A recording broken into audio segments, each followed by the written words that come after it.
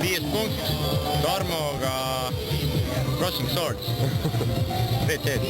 Järjekord oli 35 inimest ja 4. punkt tequila shotid homidega. Väga kõva oli.